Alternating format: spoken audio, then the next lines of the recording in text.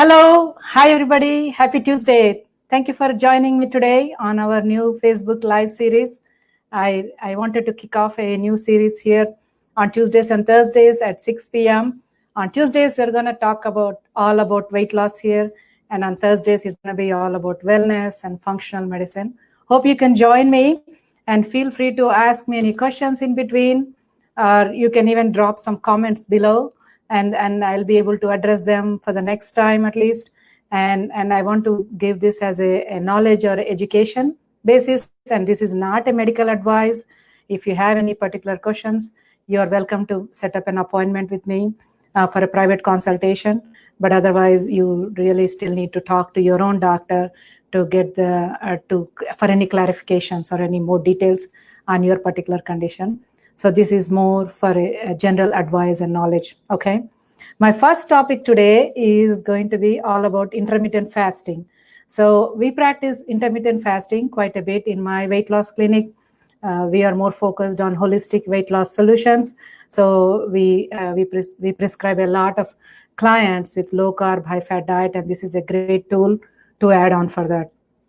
So there are some questions that I've been asked commonly, so I figured I will bring them all together and present here, and maybe these are the common questions that everybody has. So there you go.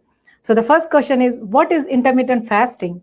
So intermittent fasting can also be called as time restricted eating.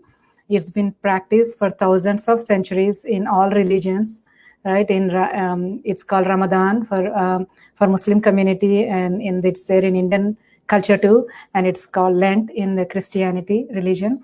So it's been used in different formats for many years.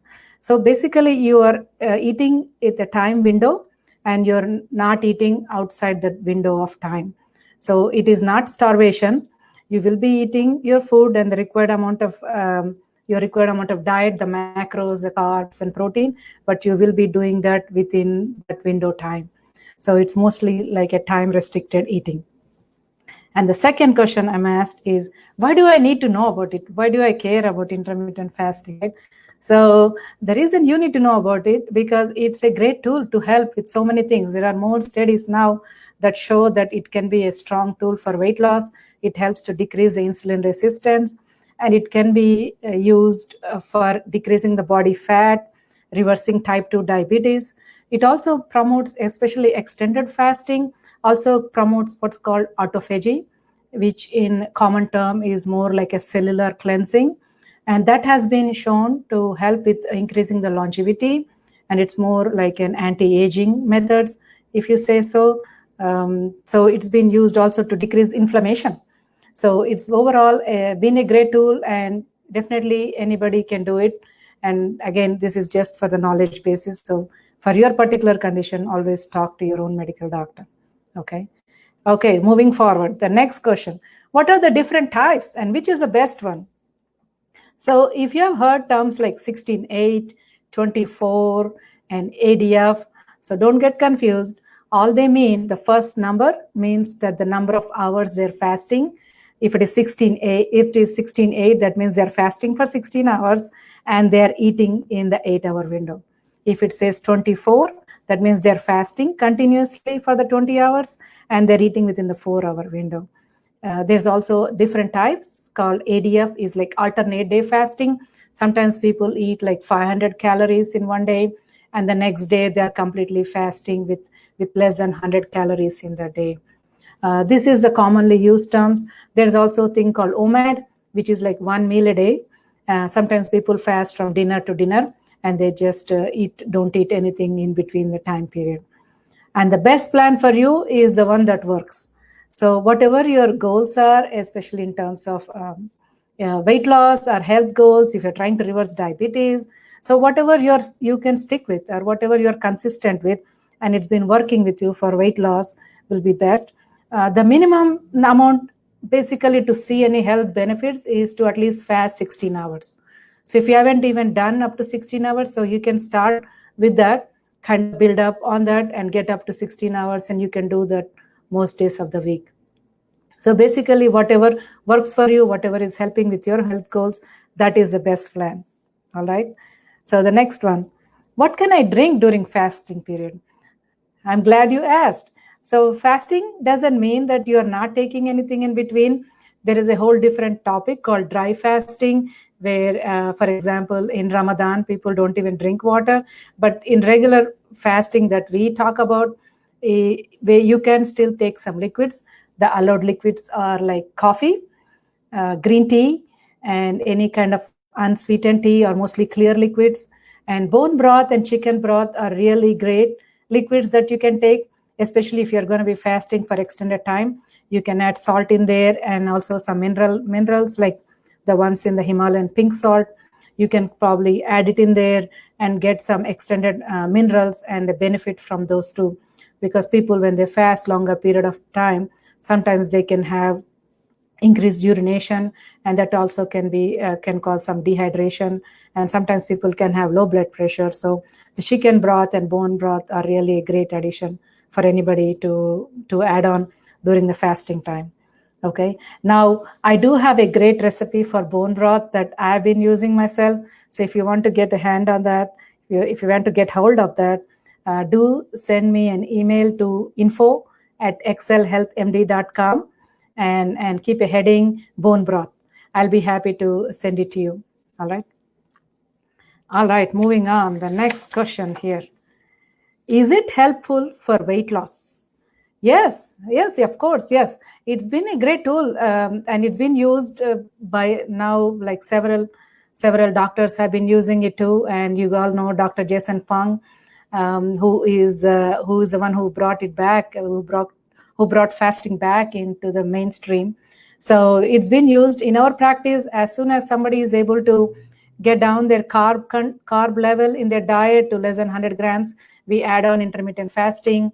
The only people it's not recommended to fast is who are pregnant and who are breastfeeding, or if they have any other comorbid conditions. Definitely anybody with severe eating disorders or anorexia, it has to be on a case by case basis. So, but otherwise, everybody can fast, and it can be usually there is no side effects with it. And but if you're going to do longer fast, like more than 24 hours, definitely talk to your doctor, and it has to be medically supervised. And especially if you are a diabetic, do also again do it under doctor guidance, because you are on a medication that can decrease your blood sugar. So it has to be done carefully, and medication has to be slowly adjusted. But if you're trying to lose weight, it's really a great addition to do. It helps to decrease the body fat. It also, mainly the visceral fat, the internal fat content is the one that decreases when you use intermittent fasting. And it also helps to maintain the weight loss. It can even accelerate weight loss when you add on to low carb, high fat diet. So it's a very, very easy to do once you get the hang of it. All right. Now, the next question is, Dr. Raman, do you fast yourself? What's your schedule like? Well, I'm glad you asked. I'll be happy to share with you. I've been fasting. I got introduced to intermittent fasting almost 3-4 years ago. I was struggling with weight gain myself, and we have a strong family history of diabetes.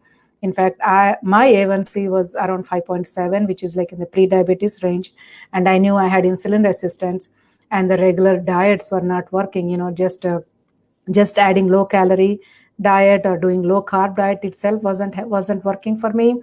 So I kind of did the research, and I've followed Dr. Fung, Jason Fung, and I was a part of their dietary management team in the beginning. So I've lost, using this technique, I've lost 20 pounds myself, and I've in fact brought my A1C level down to 5.1 or so. So I know it works, and since then I've been practicing almost all the time. There's very rarely in a week that I do not fast at all. Most of the days I'm doing anywhere between 16 to 18 hours fasting, most days of the week, and certain busy clinic days I go up to 22 hours of fasting. I do want to add on more longer fasting one of these days. I think I have the longest I've done is 48 hours fasting, and I felt like maybe I could probably repeat that more. I know that when weight loss plateaus, I probably have to add on longer fasting. That's the deal. Like if your insulin resistance is too bad, you probably need a little bit longer than 24-hour fasting. And we are able to determine that in my clinic, because Sometimes people have been fasting for a while, but then they're not seeing any weight loss. So then we go over carefully their diet changes and things like that, and I'm able to help them to get up to their fasting level, so then they start losing weight again. So there you go. If you need to lose weight or do start intermittent fasting for yourself, and want to know more, please feel free to see us in the clinic. You can also you can get the my bone broth recipe if you send us a email to info@excelhealthmd.com with a message of bone broth.